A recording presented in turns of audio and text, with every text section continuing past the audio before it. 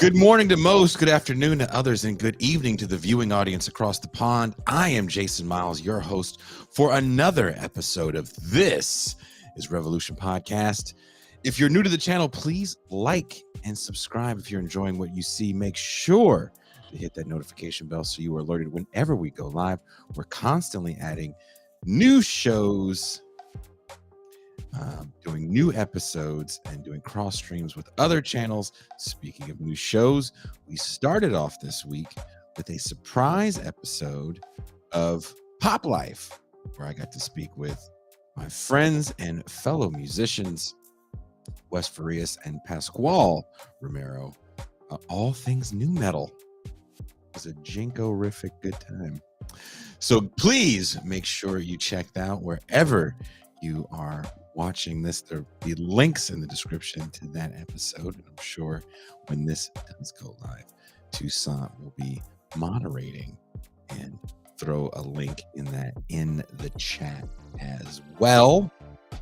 Speaking of Toussaint, let me bring in my co-host, show producer, person that put this entire show together. Please welcome the faceless voice of reason, M. Toussaint.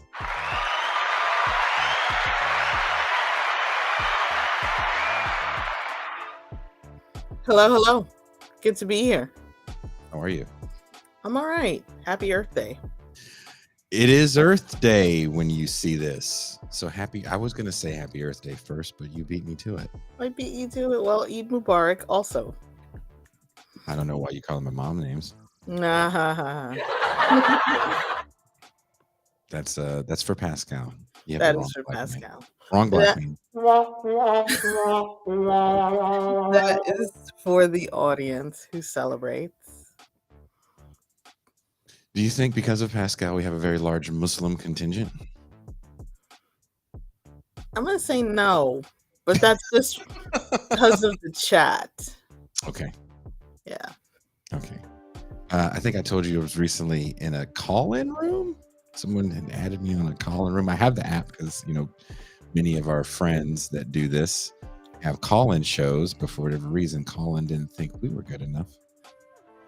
But I was in a call-in room, and my call-in name is Jason and Pascal of This is Revolution, and they recognized me, or recognized the show, and they always recognize Pascal first, which I think is awesome.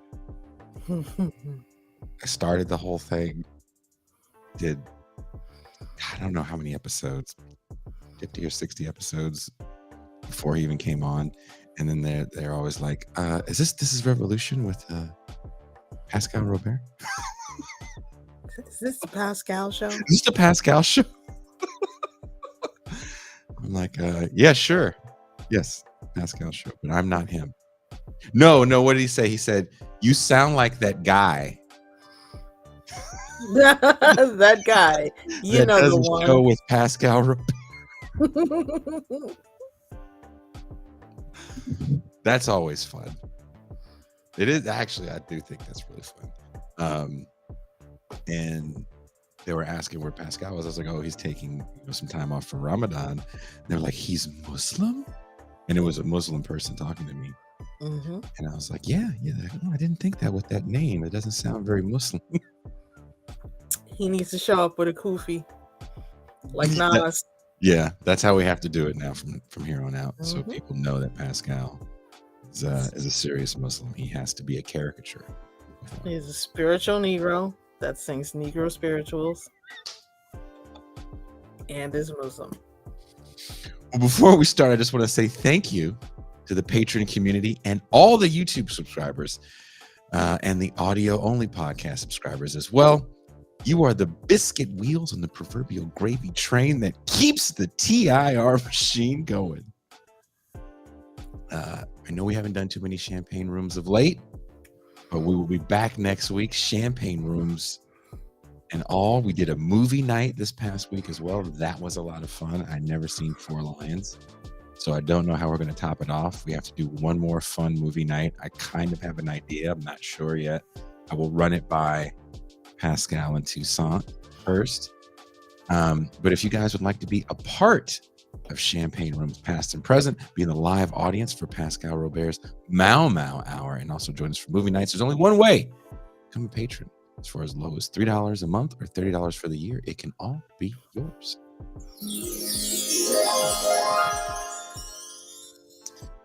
Now, Toussaint, you always push back whenever people talk about nuclear energy, and you do a very titular, like a very, very light pushback.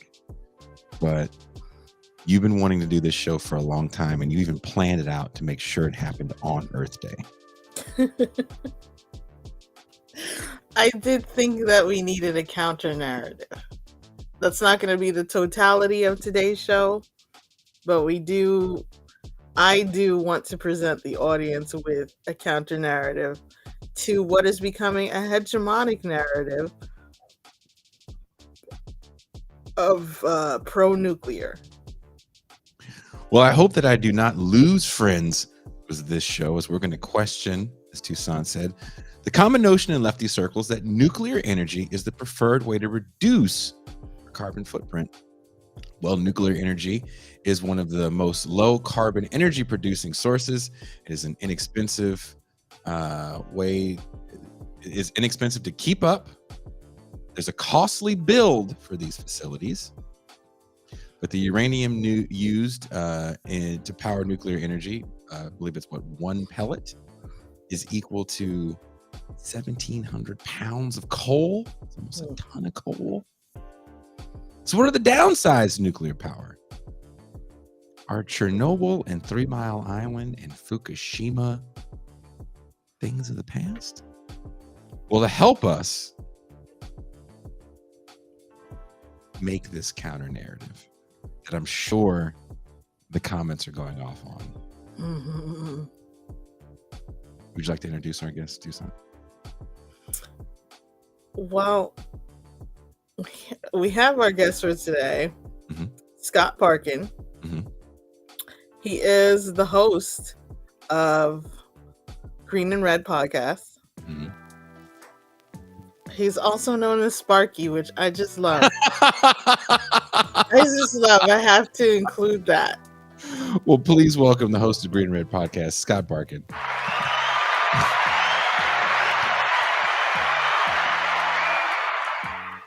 Scott, thank you so much for joining us today. Yeah, thanks for having me. Excited to be here. Happy Earth Day, because when this goes live, it will be Earth Day.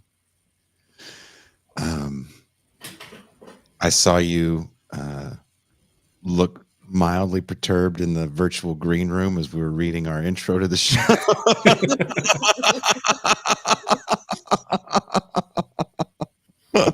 About Sparky or about nuclear power? Definitely about nuclear power. Yeah. Fukushima actually wasn't that long ago, and it seems like it's fallen out of the collective consciousness of many people.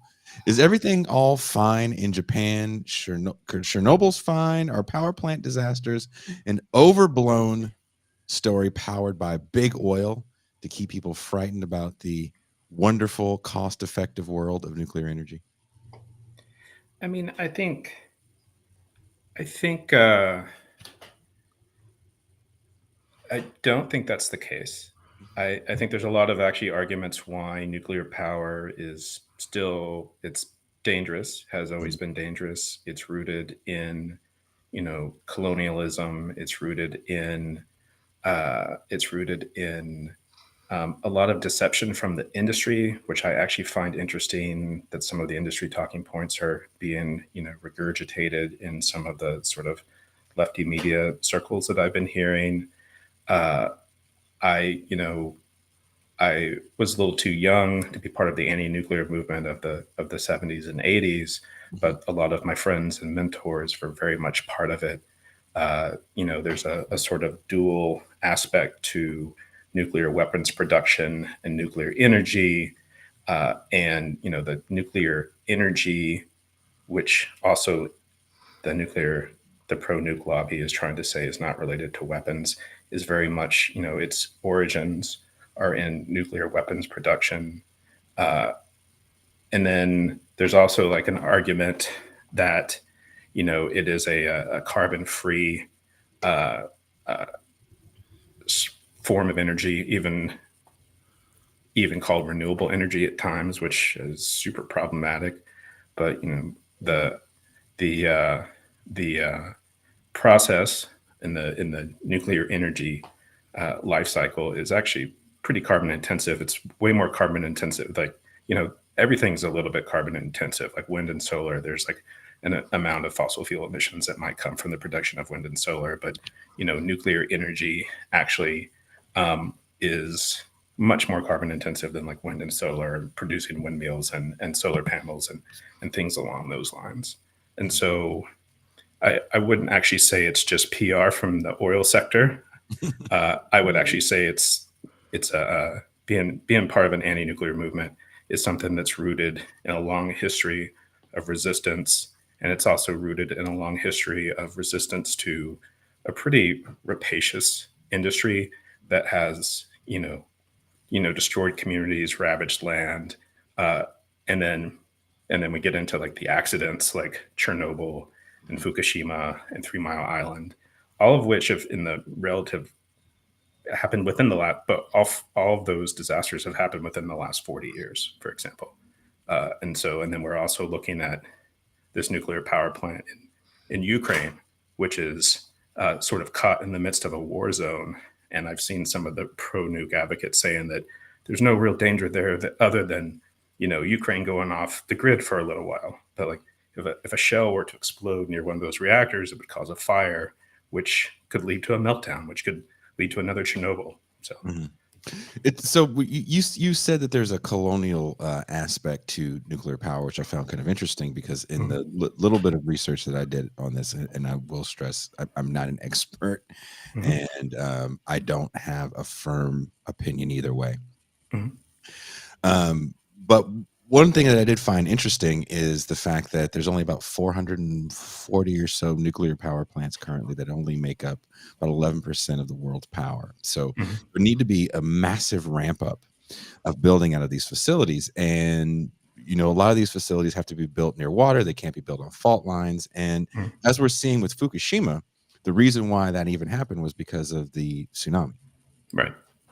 And so, when you think about that, like natural disasters are occurring much more because of climate change, which make this a frightening endeavor. And the fact that if there was to be this massive ramp up, I think the number was around 14,000 plus power plants would have to be built. There is even the pro-nuclear sites, lobbies even say it's a very expensive build out. Yeah.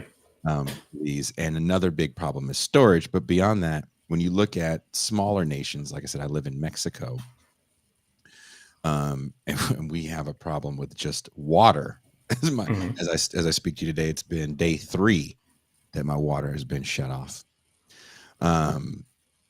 How then would this nation that struggles to have non-clean drinking water for the people be able to build out multiple facilities if they cost so much? Would you be dependent on IMF loans or Western companies then coming in?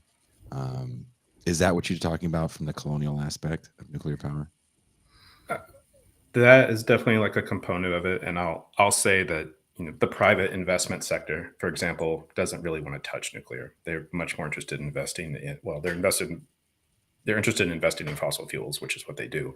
But then they're also more interested in investing in like renewables like wind and solar over nuclear. And so then it would require some sort of government subsidies, whether it's going to be from, World Bank loans, or whether it's going to be, if it's in the US, it's going to, be it's going to be coming from the U.S. government, which I believe there's actually some language in the IRA, that new climate bill that just got passed, which is actually supportive of the nuclear industry, which is like hugely problematic. And so there's that sort of the World Bank, international financial institutions, which have had this colonial relationship with a lot of places in the global majority countries for a long time.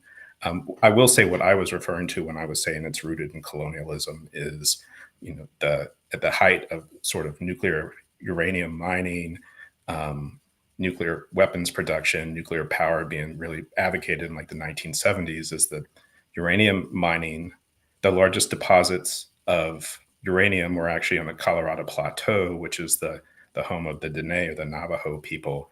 And so there was a lot of, there was about 12,000 uranium miners, which worked, 1,500 feet below ground in like dark and unventilated shafts exposed to radon. And, a lot of them experienced lung disease and things like that, paid like below minimum wage. But it was where, we turned this region just in the United States into this resource extraction, colony for nuclear power, nuclear weapons, potentially burgeoning nuclear energy sector.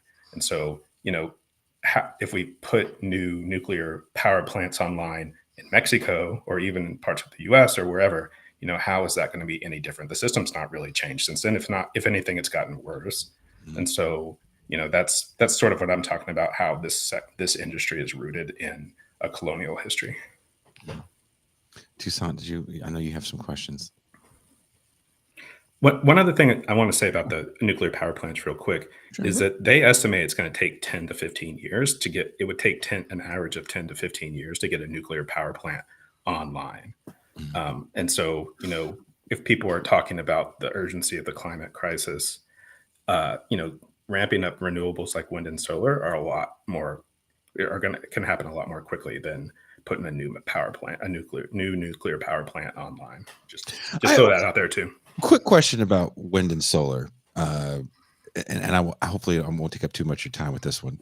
Mm-hmm. There was a documentary that came out about 4 years ago. Michael Moore produced it. Planet of the Humans. Planet of the Humans. I couldn't remember. We did a show on it on Green and Red podcast. The counter narrative, correct? Yeah, we had more of a climate justice sort of take on it. I wouldn't say that we challenged that narrative per se, but we didn't. There's the sort of like liberal environmentalists who were like really upset and offended by it, like Bill McKibben, for example. But we didn't. We had a climate justice activist named Ananda Litan talk to us about it, who has a very different perspective than the liberal enviros. I real quick, because that documentary, in my opinion, really kind of crapped on wind and solar, basically saying that they're just as carbon intensive as fossil fuels. Yeah, I mean, I'm not super familiar with the numbers, but I'm going to say that is probably not accurate. I mean, I'm a person who's also campaigned again.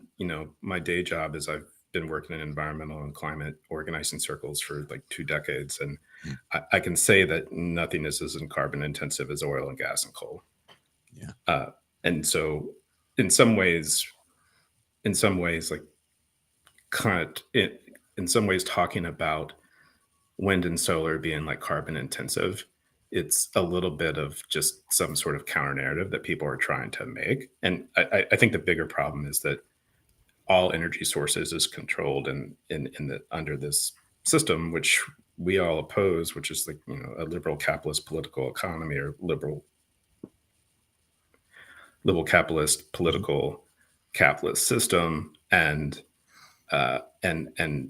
it's putting the power in the hands of a few, and putting our energy, where our energy comes from, in the hands of a few. But it's nowhere near as intense as oil and gas and coal. And also what I was reading about nuclear energy, to your point about investment, is that of those 440 or so nuclear power plants, a lot of them are closing, and because they're not cost effective. Yep. And being that this is supposed to be this great source of energy that's going to provide all these jobs, when you hear that, a lot of these places are closing, one of the problems is you still have to have the military guard it, even though it is closed or closing. And then there's the whole issue of waste. Excuse me, which some people believe might be a little overstated, the waste aspect. But and maybe you can help me here with the numbers. What I saw was not all the waste is horribly toxic, but there always is going to be some horribly toxic waste with nuclear power. And that is last for 10,000 years. So I read that some of it doesn't last for thousands of years, and 300 was the number that I saw. 300 to, I don't know, was what I think it said, like 3, and it was from a nuclear site. It was like 300 to, I can't remember the other number, but I thought that was kind of like interesting. Okay. 300 years is still a very long time. Yeah. And the other thing to think about is, where's that waste going? It goes in communities of poor people, indigenous people who are the ones who don't have the resources to advocate for it not to be in the community. That's not going to be in Beverly Hills or Pacific Heights or anything like that. That's going to be on the Navajo, the Dene Reservation. That's going to be in like poor communities all over the country. Hanford, Washington, which is in rural Washington, is the site of a place where they've done a lot of nuclear power plants. My good friend, journalist Joshua Frank, has actually written a book on this, about all of the nuclear waste that's stored there, and it's mostly going to affect indigenous communities and rural communities in Eastern Washington. Great book called Atomic Days by Joshua about that. Now, Tucson, did you have a question? What would you say is your major objection to nuclear? Is it the waste? There are many, but what would be your major one? I mean, like I said, I've worked in environmental and climate circles for a long time. And so a big focus of what I've done is fighting fossil fuel extraction. I fought pipelines. I fought mountaintop removal coal mining in Central Appalachia. I find uranium extraction in parts of the Southwest and parts of the American West and other parts of the world, Australia, for example, particularly objectionable, because I think that those are that happens on poor and indigenous land. Those people, like I said, folks like that don't have resources to advocate not to have it happen. And so it ravages the land, it ravages those communities. Yucca Mountain is actually a place where they've been going back and forth for a couple of decades. It's on Western Shoshone territory, that's sacred site. And it's on a fault line. And so, the extraction and the waste are particularly egregious to me. But I also just have a problem with the industry, which is what I consider a pretty evil industry for what it's done to people in the last 50 or 60 years, and the power they have, like SLAPP suits, strategic litigation against public participation. The nuclear industry were the first ones to use that tactic against activists, against the anti-nuclear movement in the 70s and 80s. It's just an evil industry, besides the fact that poisons and pollutes and leaves, terrible waste. Can you explain to us what a SLAPP suit is? I've never heard that term. Oh, SLAPP suits. Strategic litigation against public participation. And so it's actually, we see the industry do this a lot when activists and campaigners are actually being really effective against their targets. A more recent example of that is after Standing Rock Energy Transfer Partners, which is the company that was building the Dakota Access Pipeline, actually sued a number of environmental organizations, big and small, and a number of individuals who were, core organizers at Standing Rock. And it's basically, they sued Greenpeace for $1 billion, and lots of other people like that. And the idea is to just paralyze or neutralize these effective campaigns by bombarding them with legal costs. It's taken up all their time in court and things along those lines. And so SLAPP suits have been pretty effectively wielded by industry to shut down environmental campaigns, but other kinds of campaigns as well. Oh, that's fascinating. Yeah. Do you have some more questions, Tucson? Can you speak to how water intensive nuclear power is, particularly building the plants? I don't have the actual numbers of how water intensive is, but it's required to be next to bodies of water so that they can cool the nuclear materials. and it also happens in poor communities where water is an issue. I'll also say the other thing to consider there is that as the climate crisis goes on, the atmosphere is heating. These bodies of water are getting warmer as well, which is bad in a lot of different ways. But then also, hot bodies of water, how effective is that going to be at cooling down the nuclear materials as well? So, Right. That's a real concern. So when you organize against nuclear, what does that entail?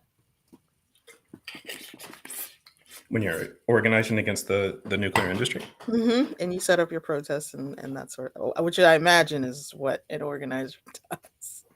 yeah, I mean, I would say this is also how we've organized against oil and gas and coal too, which is a little bit more of my experience. I haven't organized too much against nuclear, but I am a big anti-nuke advocate.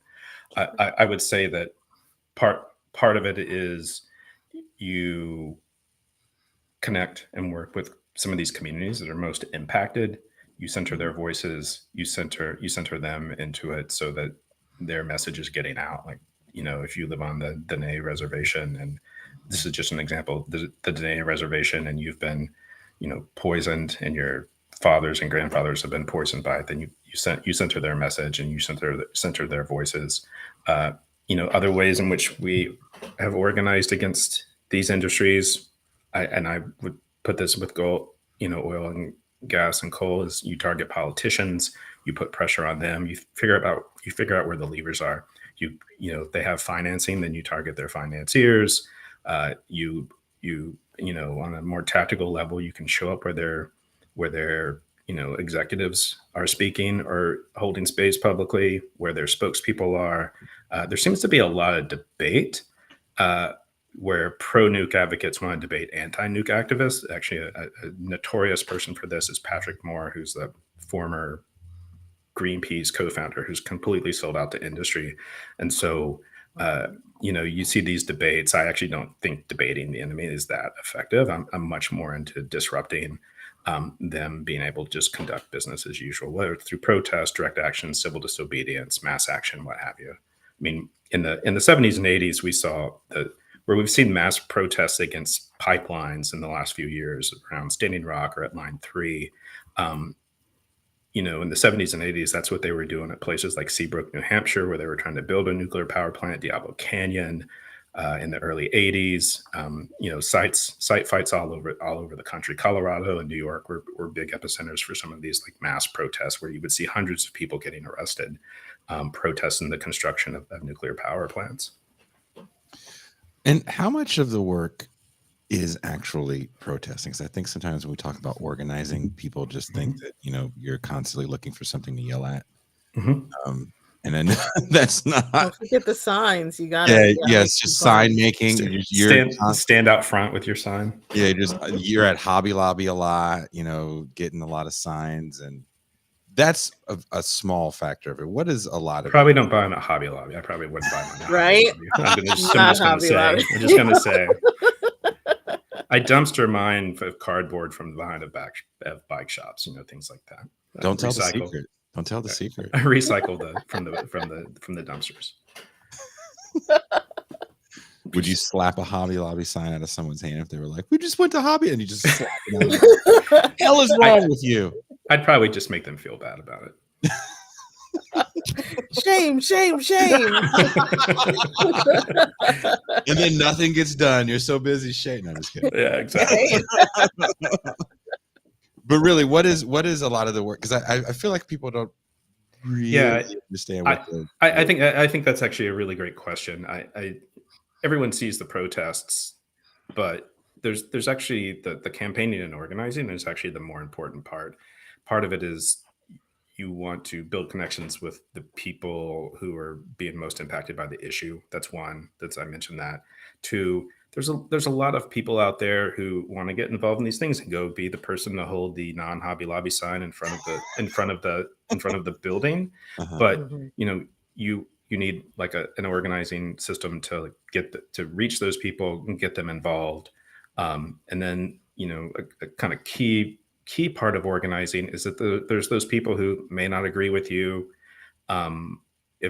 in an active sort of way, but they think that but they are the kind of people who, if you like convince them and meet them where they're at, quote unquote, which is a big thing we say in organizing, then maybe they're people who are going to come and join you. And so what a lot of organizing is building people power, growing the we of the movement, but then also having a pretty smart and effective message. I'll also say that part of the campaigning part is being strategic. It's like you just don't go have a protest in front of a bank, for example, that's funding fossil fuels. But instead, you need to think about where the levers are that are going to move that bank. Is it going to be like, negative media? Is it going to be a demonstration in an executive's house? Is it going to be a sit-in at a bank lobby, or is it going to be or something else, or 1,000 people surrounding the bank's shareholder meeting? And how? But you need to grow the we of the movement to do that 1,000-person surrounding of the building. So. And keep that movement strong, if not growing, when you get some attention. Yeah, vibrant, sustainable, lively, creative, risk taking. People dressing up like polar bears. I try not to encourage people to dress up like polar bears, but it happens. What is worse than polar bears or Hobby Lobby signs? Oh, Hobby Lobby signs for sure. Or polar bear suits made from Hobby Lobby are probably the right. Do you just stop it right there, like F it? I'm just. Those are the people where I get someone to be a fake reporter and walk them around the corner to do an interview with them for an hour while the protest goes on, stuff like that, or a fake podcaster maybe. We don't really just ignore reporters now. It's like, I have a podcast. That'll work. Yeah. Come talk to me on my YouTube channel.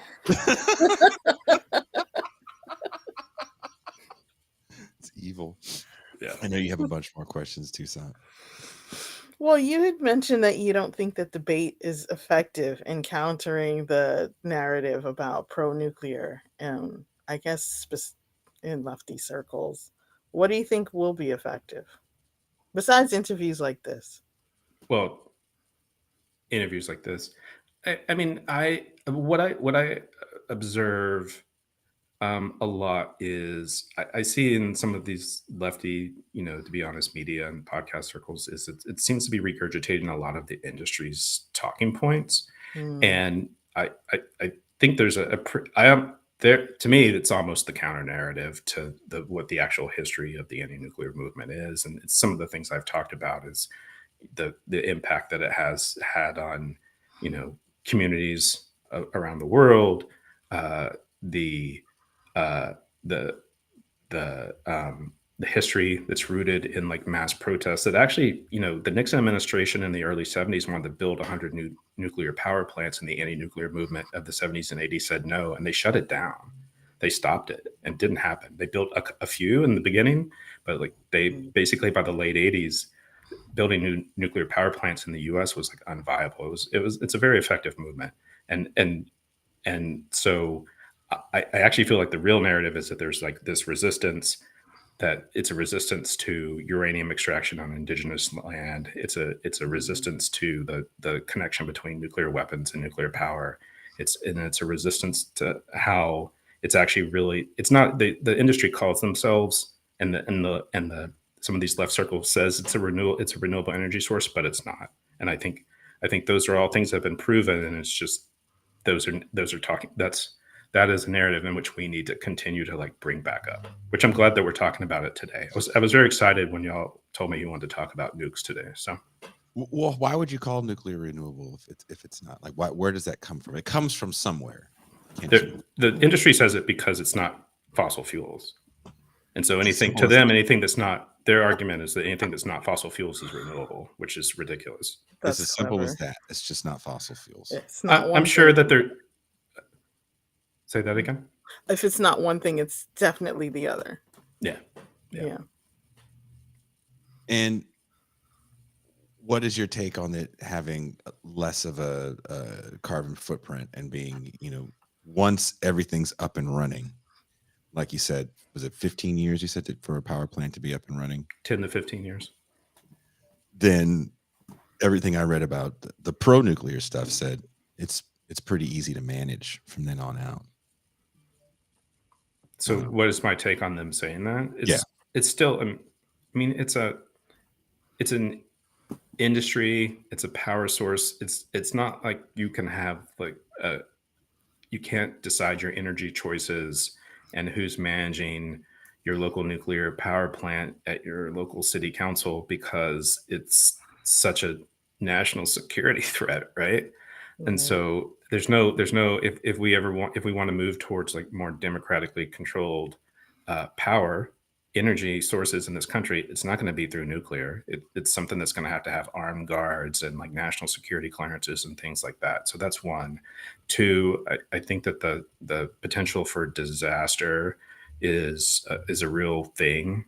Chernobyl, it's estimated that maybe 1 million people have died as a result of Chernobyl, some in the initial meltdown, some of which were just irradiated to the point where they've gotten sick and died, and the land, the environment around Chernobyl is still a wasteland. And so there's not as much data out on Fukushima because the Japanese have tried to kind of keep it quiet, but by all accounts, Fukushima was even worse than Chernobyl.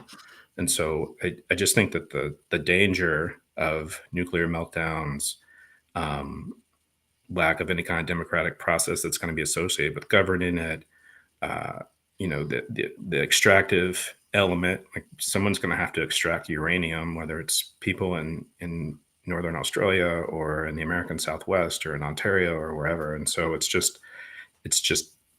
a pretty dangerous way to go when we could be investing more in other forms of renewable, including reduction of consumption. I mean, part of this is that we consume too much in this country, and we all just look for what's going to be the equivalent of oil and gas and coal burning versus how do we reduce our energy consumption. I mean, that's another piece. Like we all look for we all go for the hybrid cars when we should be talking about how to do away with car culture, things like that. Well, that's interesting that you bring that up, as again, I live in the shadow of Empire, and my water, day 3 that it's been cut off, with literally a direct result of Californians being able to water their lawns and do what they want to do with their water. That's a hard sell, it seems like, to tell people that maybe, just maybe, we could deal with a little bit less, especially coming from a Western perspective where we take clean water for granted. We tisk at at Flint, Michigan, but I don't think the average American understands how many nations in this world don't have clean water, and it ain't just Latin America. You can go to parts of Asia as well, developed parts of Asia where it's drinkable. I mean, that is definitely an issue with an American narrative, is that we look for a longer burning light bulb, or we just figure out how to buy bottled water from somewhere, and we don't think about the impacts that it has in many other parts of the world, or even in parts of our own country, right? And so, not until you live in Florida and a superstorm hits, or you live in California and wildfires are hitting, that's been the climate disasters have been actually something that have woken people up. But I still question whether, we seem to be going full throttle still towards this climate crisis and not doing near enough to what we need to be doing. And part of it is the institutions are just so gridlocked and controlled by banks and fossil fuel companies and all the rest. And there's not really a call for oversight. I mean, I actually worked in the Gulf of Mexico, and I worked right across the Gulf from the Deepwater Horizon the year before it went down, and which was a massive, one of the largest things I've ever seen. up close, that facility. Mhm. And it's almost like we don't understand, like there's not a lot of oversight in these industries.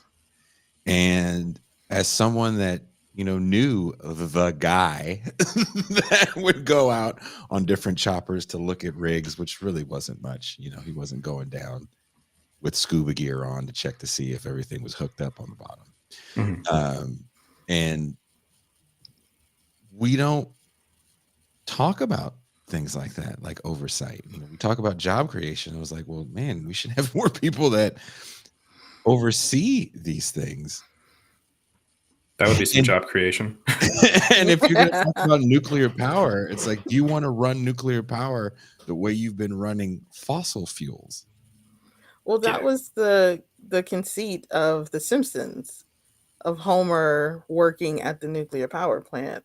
It's like you would want this responsible person to be working at the nuclear power plant, but what you have is Homer Simpson instead. Mhm. Yeah, you would hope. You would hope. And I haven't seen that. Maybe I'm not following the nuclear conversation that much. I'll be honest.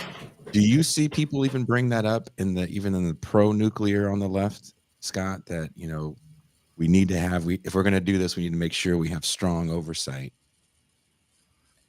I don't hear that talking point per se. I've seen people on the left talking about how if we had a socialist government, like a centrally that had central control over our energy, Mhm. that would be preferable to this free market version Like the of Soviet Union. yeah. But I don't hear a lot about the oversight, the regulation, the management of it. I don't know if there's a lot of deep thinking going on there as much as it's just like sort of pushing the agenda of we need nuclear power, and nuclear power is green energy, is renewable energy, and we need to don't listen to these crazy anti-nuke people. I actually saw a pro-nuke socialist podcaster post just the other day that anyone who's anti-nuke is doing the bidding of the fossil fuel sector, which I find fascinating commentary as a person who's resisted fossil fuels for 20 years and think that resource extraction, whether it's uranium, oil, or coal, is all bad. Mhm. I saw that too. Yeah. Well, I think that one of their positions is not that person specifically, but the pro nuke lefties, is that they're centering the workers. That you're Mhm. not really a leftist if you're not centering the workers, and not being against nuclear is being against the workers. How do you feel about them squaring that circle? I mean, I'm pro worker. I also think that we're still talking about a sector that's not carbon free, that's rooted in colonial extractive processes, that is not safe, and there's a history of it not being safe, and it's not cost effective, and so I want to center workers. I'd also advocate to move workers into working in some other energy field, some real renewable energy field. Mhm. And I know that's a hard thing to say, and I know that's a hard thing to hear, and it's probably even a hard thing to do. But there needs to be some sort of just transition. We also need to be, let's talk about oil refineries and coal mines and centering the workers. But we still need a just transition for the workers in those sectors, as well as the communities which live next to nuclear power plants, oil refineries, coal mines, all the rest. And again, as someone that has worked in the Gulf of Mexico and North Dakota, that is a big non-union sector. Yep. Mm. Yep. Huge non-union sector. So I don't know where the magical worker centering comes from in the nuclear imagination, where it is non-existent in the current situation. I could be wrong, but aren't the oil workers and the nuclear workers all the same union, which was and I'm blanking on the name. It's like chemical, oil, nuclear workers are I all don't in the know same what union. union that is. It might Mm. be certain functions and certain companies. Everywhere I was at, there was no union workers. Yeah. Homer All the Simpson's not in the extraction people. union. All the extraction people. The divers where I was at weren't union. The fracking guys weren't union. Maybe the Halliburton people were. And those are some pretty anti-union states too, right? Those are Yes. some right-to-work states, right? Louisiana and North Dakota. Absolutely. Yeah. And, that's also where you get a lot of that extraction. Yeah. Off the coast of Louisiana. Yep. A little bit in Mississippi and definitely in Texas. Yeah. Yeah, it's where tons of it are. North Dakota, there was, I don't know about right now. Like you've been following this probably closer than I have. Is there still tons of fracking going on in the Dakotas? Oh yeah. I mean, they built the Dakota Access Pipeline to flow all of that gas. So, Yeah. Ugh. Which when you see it in real life, people say, "Oh, well, it's not as bad as you think." And I wasn't a fracker. I was literally cooking in these facilities for for the people. And I remember someone brought to my attention, they were like, "When was the last time you saw stars or wildlife out here?" And we're in the middle of nowhere and you haven't seen any wildlife. And when was the last time we saw a starry night in Williston? Yep. So I also want, for people working in those industries, those are pretty well-paying jobs, particularly for where they live. And so, we center workers and we talk about just transition. That is something we have to take into account. Same with, there was I don't know where it's at now, but there was this sort of wave of where gas companies were going into communities like in rural Pennsylvania and basically paying them large amounts of money for the rights to drill on their land, which would actually eventually wind up poisoning some of them. And for many of those people, that was like hitting the lottery. And so that's, that's something that we also need to, that's something else we need to take into account is what is that just transition going to look like, particularly for poor people who now have well-paying jobs.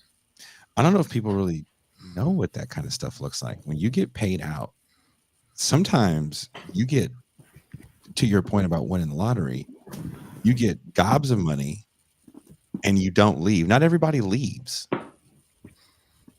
They stay. And that's when you see those people that go to when you see all those documentaries and the people have the dirty water. Those are the people that stayed. Mm-hmm. There's tons of people that stay. Yeah. Tons of people that stay. Yeah. It's not like people get that money and then I'm moving to New York City. The money you get is definitely relative to where you live. Yep. I will say a lot of those industries, a lot of the workers who work there are out-of-state workers too, Yes. is my understanding. Yes. Mhm. Yes. But it's extremely hard. When I was in North Dakota over 10 years ago, it was extremely hard to get anybody. And it was an older city. Mm-hmm. Also, it was extremely hard to get anybody to work the other jobs. Who's going to pump gas at the gas station? Who's going to work at the grocery store? Who's going to work at the McDonald's? Yeah. Because there was so much money to be made in the oil field. So they were bringing in people from different cities to just work at Walmart, and it became kind of a nightmare for the city. And because these things ebb and flow, the price of oil definitely ebbs and flows. That means that you can have an influx. Like I was there for the boom that you definitely, I know about, in the 2010s, when it was a very frightening, lawless city, Williston, North Dakota, and a lot of the other surrounding areas. And then it also crashed right after that. Yeah. And it also leaves a nasty wasteland. If you want to talk about waste and what that stuff does to the water supply, we never drank the water from the municipality. We all had our water trucked in. Yeah, it leaves a terrible footprint. Talking about uranium and nuclear power, it's maybe not as 10,000 years, 300 years or 10,000 years or whatever, but it's still a terrible polluted impact. Oh man, yeah, Williston is never going to be the same. No. After the boom hit that last time, on so many different levels. I mean, sometimes being in there was like being in in a developing nation. We would have brownouts Mhm. because of all the pressure on the grid. Mhm. You're just not able to handle that. And that's for a quick build out. Remember, drilling a hole and throwing dynamite down it is way different than building out nuclear facilities. To your point, that take 10 years. Yeah. Well, let me ask, because my understanding is all the easy places to extract oil have pretty much been found. Like, to reference another show, the Beverly Hillbillies, like all the backyards that have oil in them have been found already. And so that's the reason why the Deepwater Horizon was that far out in the ocean. And so extracting oil has become much more dangerous. How do you feel about that and peak oil? Well, I think that's when we're seeing them open up things like trying to open up the Alaska National Wildlife Refuge. That's why the Biden administration just signed off on the Willow Project, which is also in Alaska. It's these places that have been, it's scraping the bottom of the barrel. Although it's a lot of oil there in Alaska that they're going after, but Right. it's when we campaigned against coal mining in Appalachia. Underground coal mining had began to wane I think it was in the 60s and 70s. They had like mined it all out from underground because they'd been doing it for 100 years. And that's when they started this process of surface mining. It was also a way to break the unions, but it's, blowing the tops off of mountains, which is what they did during these surface mining practices. And then scraping it out there is them, we had peak coal probably 40 or 50 years ago, and it's them scraping out the bottom of the barrel by doing just destroying the landscape, poisoning communities, that sort of thing. That's also what we're going to see with oil, where they're going deeper and deeper in the ocean, where they're going further and further into the Arctic, where they're doing all of this natural gas extraction in communities in the Northeast and in Texas and Louisiana and places like that. Mm-hmm. And so it's, we're looking at, this is all finite resource. This is also kind of speaks to what I said before about our consumption practices, how we need to switch to renewables. Also, uranium is not an infinite resource either, just to put that out there. Mm-hmm. Is it easier to get to than some of these other resources? The oil and gas? Yeah. Other resources such as oil and gas, lithium. Is it similar to trying to mine for lithium? Uranium. Yeah. I'm a little less familiar with lithium, although I know it's an increasing problem in different parts of the country, particularly out in the West. I'll say that it's probably a similar extractive process, and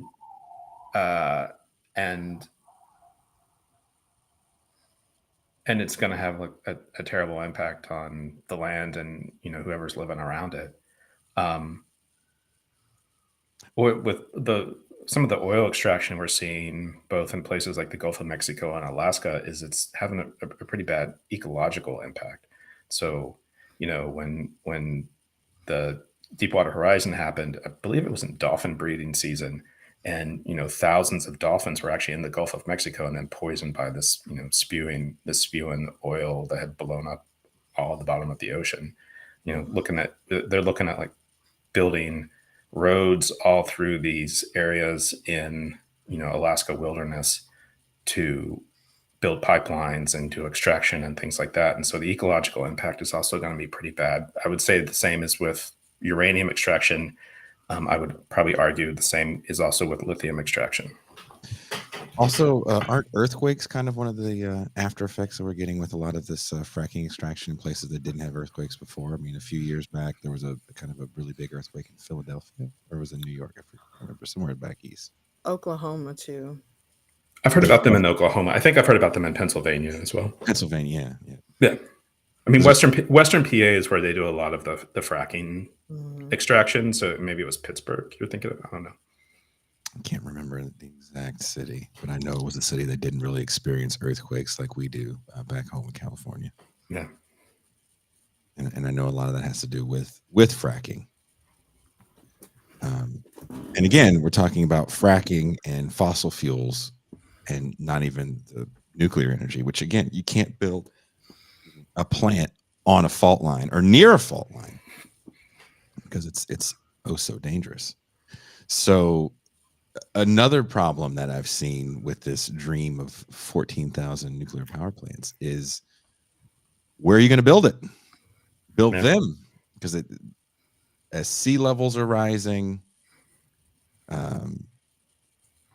how much space do we even have to build 14,000? And with the 400 that we have, and I don't know how many of that is active, of that. What are our plans for storage? I know a lot of places are doing above ground storage. Mm-hmm. And then there's that, let's just bury it in Middle Earth. Maybe they'll shoot it to the moon on Elon. Maybe that's going to be Elon's next enterprise, right? That's the next enterprise. I believe it. To bring up another show, Futurama, there is a New York, and the old New York, they just shot all their garbage into space, and in one episode, the garbage came back. Which, hey, that makes sense. I feel like that's a metaphor for our lives in 2023 and most of the world. Is the garbage that was shot off in the 1970s and 80s is now all coming back. I did never watch Futurama, though. I can imagine. It feels like people forget that we bury a lot of stuff that we shouldn't bury in this country. Sidebar: I watched this documentary about the E.T. Atari video game. Yeah. And how it was kind of this great big disaster. And this person was looking because he had heard rumors about the great burial of the E.T. game and how it killed Atari. And I won't get into the whole what really killed Atari, as we're all anti-capitalists on this show. But they did find that Atari had buried their facility where they had just tons of games. They just buried them in the earth in New Mexico. Like, these people don't care.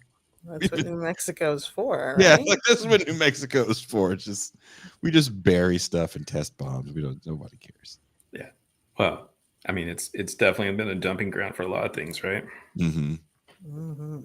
And it's fast. The whole thing is fascinating to me because, again, if we want to be serious about these things and use a word you used earlier, strategic, then we have to think about this waste, which even on the pro-nuclear side is admitted that this waste will last for a long time. Yeah. Yeah. It's going to last longer than the Haitian Revolution was ago. Longer than the French Revolution was ago. Mm-hmm. Like, it would still be decomposing. I mean, it's gonna go predate the birth of Christ at some point, right? It is. It is. Well, let me ask you another question about renewables. Mm-hmm. So years ago, I was very into DGR, deep green resistance. And I think a lot of people were at the time. I'm not anymore, though, I have to say. They had their moment, I would say. They did, absolutely. But one of the things they used to say is that renewables are not enough. The sun is for enjoying, and the wind is for, I don't know, parasailing, whatever they said it's for. It's not for powering the lifestyles that we live now. Mm-hmm. So what do you say to those who say renewables they're not enough? Well, I mean, I think I go back to what I said earlier, which I think at some point we're going to have some reevaluation of our consumer habits, and that's going to include energy consumption. And, oil and gas and coal are finite. To me, nuclear is non-viable. I'm happy to argue about that with any listeners out there who want to reach out to me. And then there is, I mean, the pro renewable people would argue that, there's enough wind in North Dakota to, power 8 states or whatever. There's all kinds of stats that get thrown out like that all the time. Mhm. But I actually really think the important thing is that we really, and not just, well, the US consumes, whatever, 30 or 40% of the world's resources at this point. And we use these energy sources to make that possible.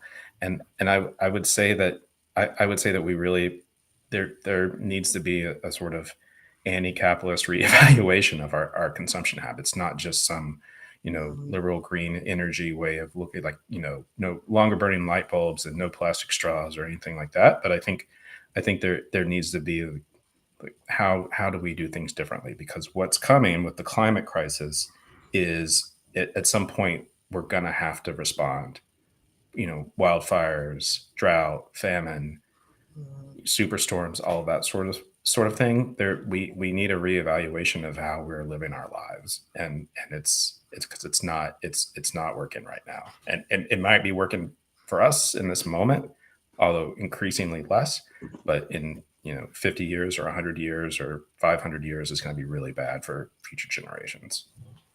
I think that's the elephant in the room. And I think that is the major thing that the pro nuclear people are promoting. They don't want to change in the standard of of the way we live. No. And to me, it's like I was explaining to Jason last night. It's like when you have a table set and you've got the tablecloth, and then you try to pull the tablecloth really quickly and hope all the dishes don't fall. Like Mhm. people are gonna know you need to change the standard of living. You Yeah. can't keep trying to keep everything the same. No. No. But we Yeah, need to reevaluate car culture versus just finding a more fuel efficient car. right. So I think the pro nuclear people are actually anti degrowth. Can you speak to Mhm. degrowth? I know it's a specific theory. It's not Yeah. just Can you I explain what degrowth is? What right. do you mean by in the context you're asking, Toussaint, real quick? Well, yeah, I know it's a specific theory. It's not just less consumption. I'm still learning about it myself. I am too, so I can't speak to it too intelligently, to be honest. Sure, sure. Um, I I know that I know that it's not just reducing consumption, though. It's Hmm. rolling back consumption. It's rolling back industrialization, or what have you. I don't even but I can't speak to it too much. I Yeah, do. It does seem like a lot of the sort of pro nuke advocates seem to be into a big debate right now with the pro degrowth people, though. right. Is degrowth one of those things that's not really well defined in your opinion then? I think it is well defined. I think it's a new concept. I think it's just not been really. It's just it's a very specific thing that you would have to. There's books on it Right. and websites and advocates for it. I think it's something that there would require some education, at least Yeah, on my part anyway. mine too, for sure. It's more than just anti consumption, but it's not anarcho primitivism, which is rolling everything back to the Stone Age, as they say. Right, right, It's not that. We can still have light bulbs, but we yeah, just maybe shouldn't have the air conditioner on with the window open and the door open at the same yep. time. Driving the car with the windows down with the air conditioner blasting. Right. Of course, it's refreshing, but we shouldn't do it. Yep. So I totally agree. Is there anything else you want to let us know about your anti-nuclear stance? I would say that folks who are listening to this who are pro nuke Hmm.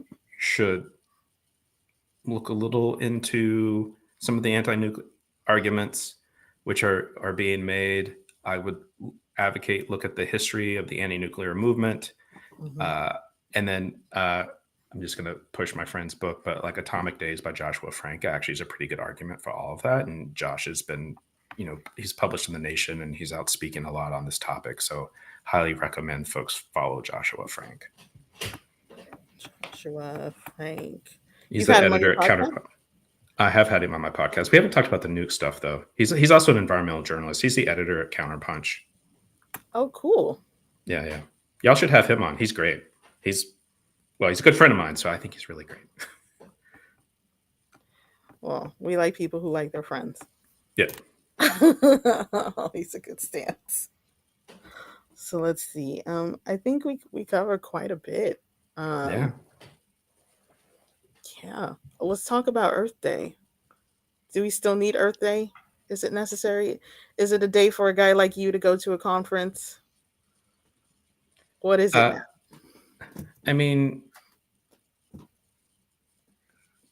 there's the whole argument about making Earth Day every day. I think it's largely symbolic. Mm-hmm. I also think it's something that's been co-opted by a lot of companies. There's the Bank of America Earth Day celebration, things like that. Mm-hmm.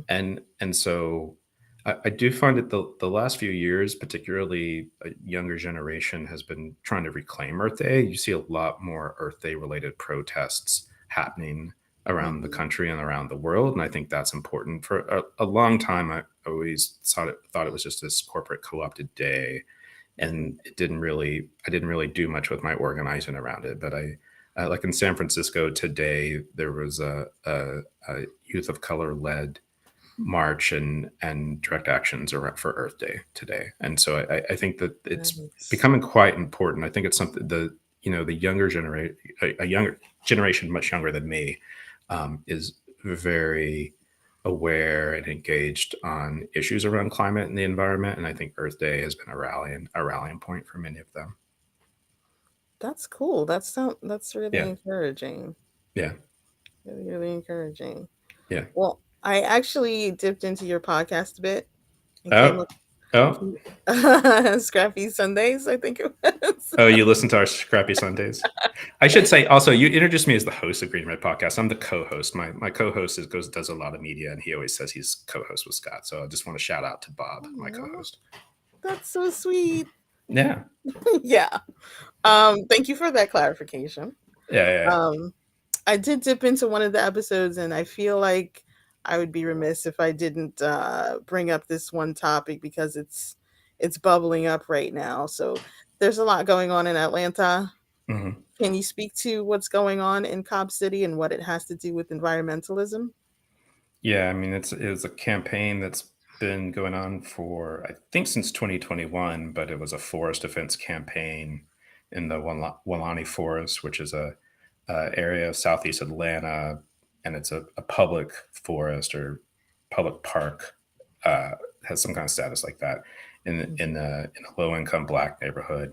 And so there have been forest defenders doing tree sits and blockades, and there have been like campaigns targeting contractors which were clearing the forest or planning to build Cop City, which is this police training center. So it's an intersection of issues between police brutality, police violence, and then forest defense. In January, and it's been a fairly aggressive campaign targeting the companies and targeting Atlanta's politicians. And then in December, the police started raiding the forest camps, and I believe in December they arrested folks and charged them with domestic terrorism because Georgia has all these can I swear on this? Yeah, please it has do. all these fucked up laws around domestic terror, which were actually intended originally for right-wing terrorists, but now the state of Georgia, as many other states do, apply them to left-wing protesters, not terrorists. Mm-hmm. And so people got domestic terror charges in December. They raided again in January. When they raided in January, they murdered a forest defender named Tortuguita. Just came out 2 days ago that Tortuguita was shot 57 times. The police actually claimed that Tortuguita had a gun and shot one of the officers. The autopsy 2 days ago, the official autopsy from the medical examiner of DeKalb County, Georgia, revealed that there was no gunpowder residue on Tortuguita's hands. So the cops' argument around self-defense is really falling apart.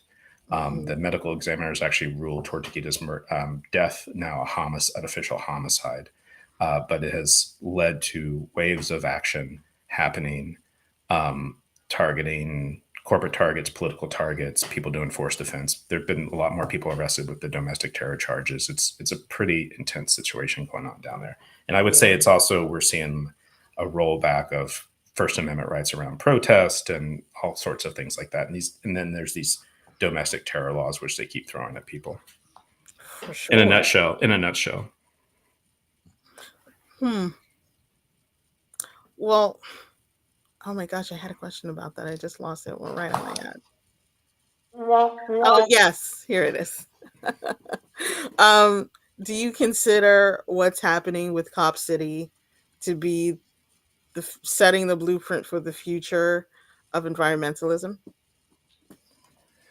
On their side or on our side? I guess our side.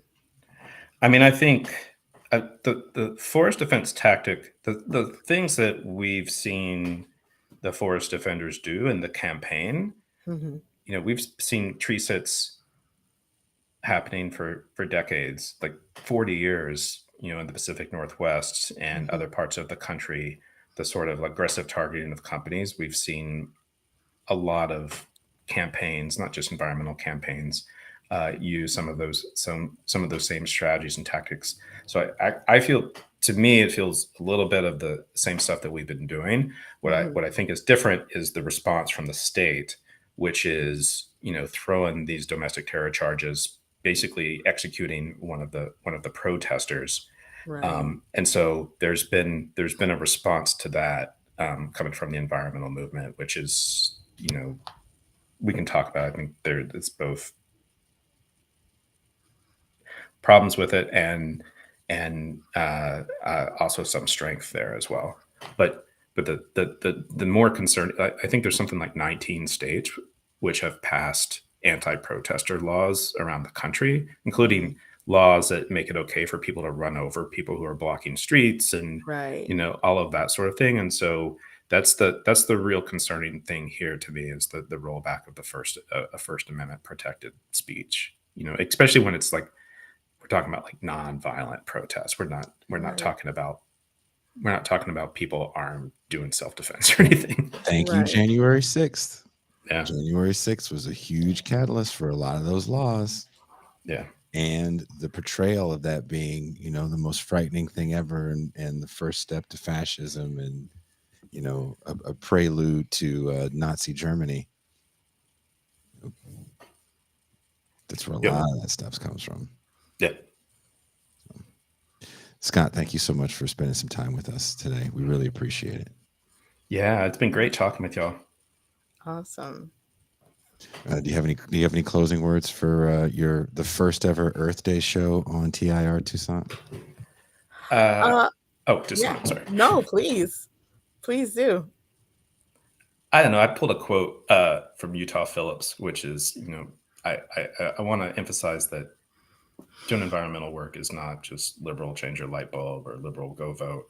It's like real resistance. And Utah Phillips said the degree to which you resist is the degree to which you are free. And so I just think that's a important thing for people to think about. Love it. I love that you came prepared. Yeah, I have a whole lot of notes here. I was all ready for y'all. That's so great, Sparky. I love it. Sparky.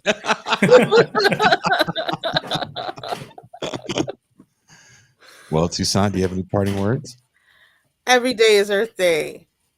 I just want to say everybody is a stakeholder in environmentalism.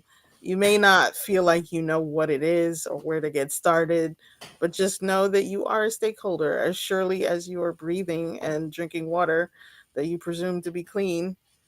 You have a stake in this. You can have an opinion. It's better to have an educated opinion. And that's why we try to help you out with that. We did our best. We did our best. Sound off in the comments. Oh, please sound off. Let's see if you guys can win the comment battle of how many horrible things we got wrong. You were so wrong about X, Y, and F. This was just vibes. Yep. This whole show was just vibes, man. Well, Toussaint, thank you very much for putting together the first ever Earth Day show. I'm sure I'm going to get a call from our friends and be like, "Ah!" Yep. Yes, we will. Yeah, thanks for ruining my professional and friendship with those guys. Thank you for.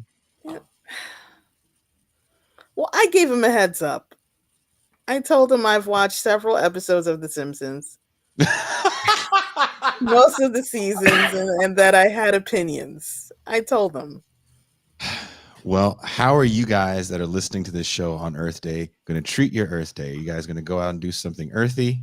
Are you going to plant trees like Pascal? Pascal right now spending Earth Day with a parasol and a mint julep, planting trees all over South Florida. That sounds wonderful. Oh my God. I must plant a tree, I declare. So, Oh my God. thank you guys for hanging out with us. And we are Green.